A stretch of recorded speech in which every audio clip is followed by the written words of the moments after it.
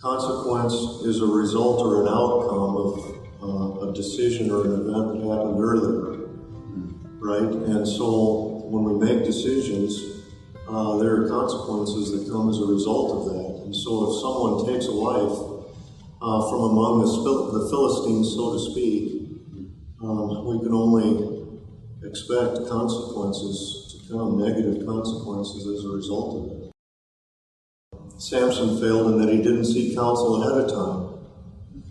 In other words, it would be advisable for any man, young man or young woman, if they had an interest in the opposite sex, before they allowed that relationship to start, to seek counsel. That's the time to seek counsel.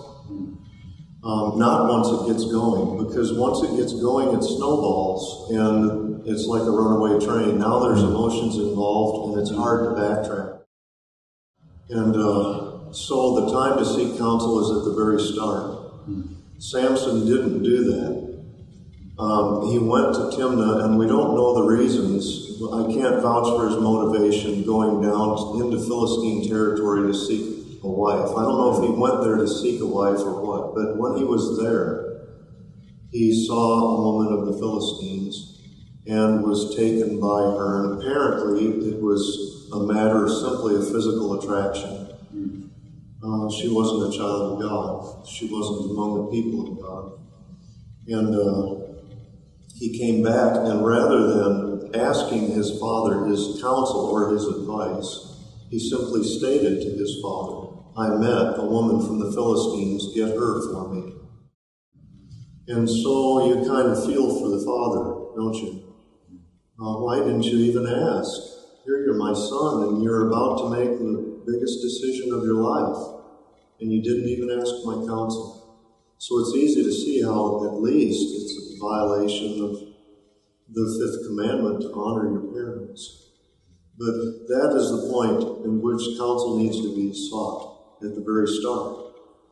Now, he didn't seek that counsel at the start. You feel for his poor father, who then attempts to counsel him. He says, "But aren't there women among your own people of Israel, that you should take a wife from an uncircumcised Philistines, from the people that are heathens?" And so the father, he dares to give counsel to his son, and we as parents, we ought to take that example. We ought to dare to counsel our children that way. But again, Samson, in his foolishness, disregarded the counsel of his father, and it is his mother also there in that verse. It says his father and mother. He disregarded that counsel, and he said, "She looks good to me." And literally in the Hebrew, that means she looks right in my eyes.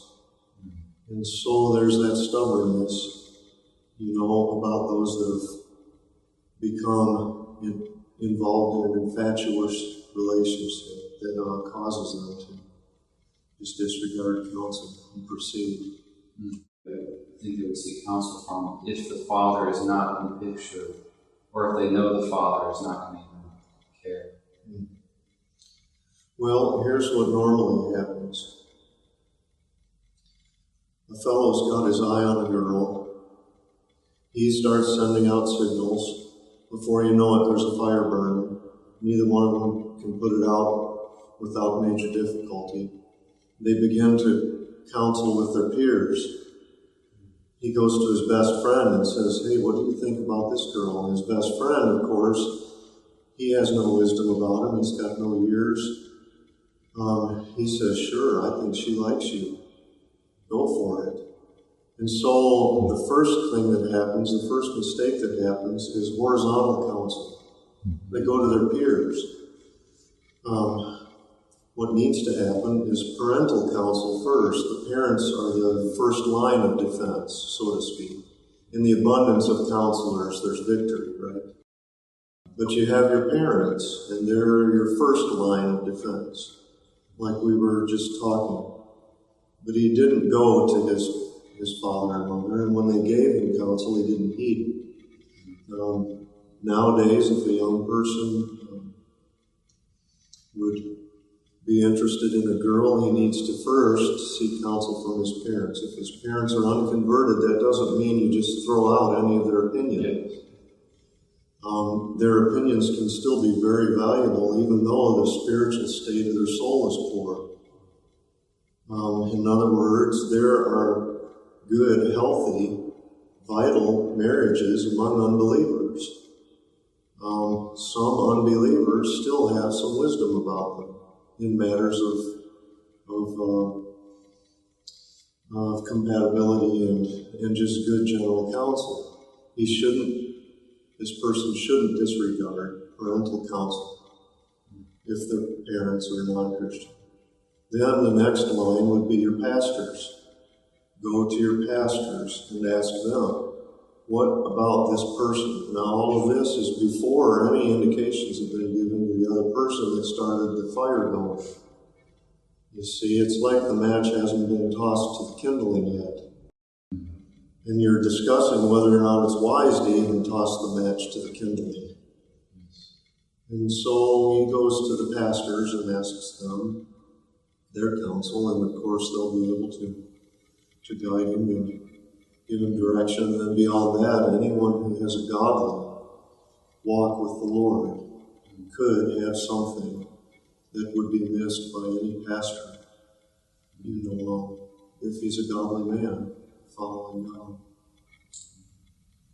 So when Samson says, get her for me, for she looks good to me, do you see that as a mindset that maybe immature or new believers kind of enter into, where they're judging their future mate not on the spiritual condition of the soul of the woman, but rather just looking at the outward appearance? You see that as normally a stumbling block there? Mm-hmm.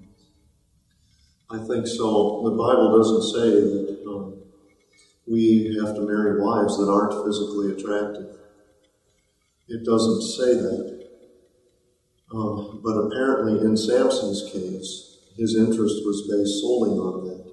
Because he was outside of the will of God, he didn't inquire anything about the spiritual status of the woman. She was a Philistine. Mm. And so she wasn't even among the people of God. So he was wrong even in pursuing her in the first place. But it is apparently a lust of the eyes that drove him to that unholy infatuation, which is what we call it. Samson didn't fall in love. He fell in lust, some say.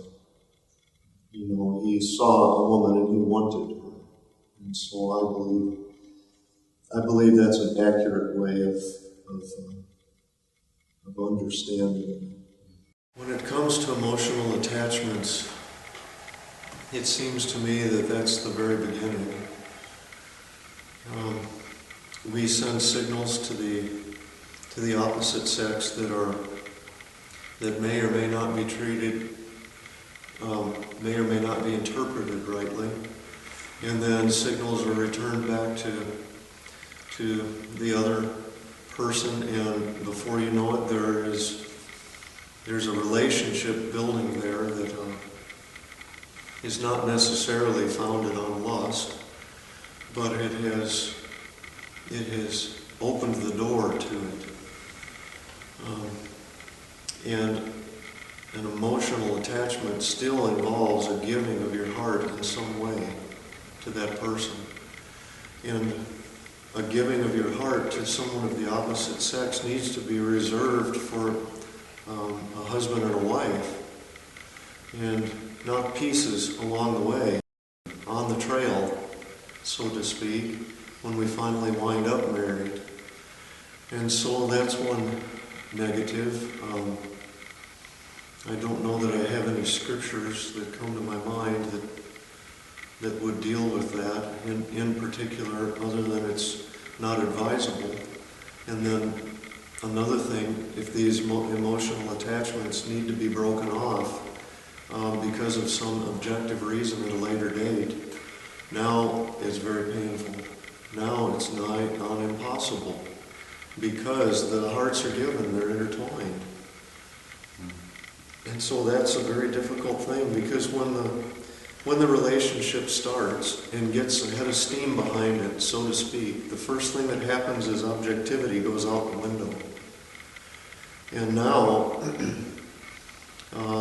reality isn't faced, and real reasons and real objections aren't honestly evaluated and answered. And emotions drive the decisions. Because there's an infatuation and an attachment there, the heart is given. Now things are excused and things are avoided being looked at under the true light of scrutiny. And so there's not adequate, honest scrutiny there.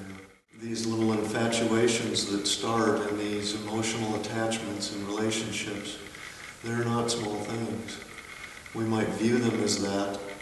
Society calls it puppy love, but it's not that way. It starts that way, and it's not innocent. It snowballs. It becomes a runaway train. It becomes a forest fire with one match, right? And so it's very dangerous.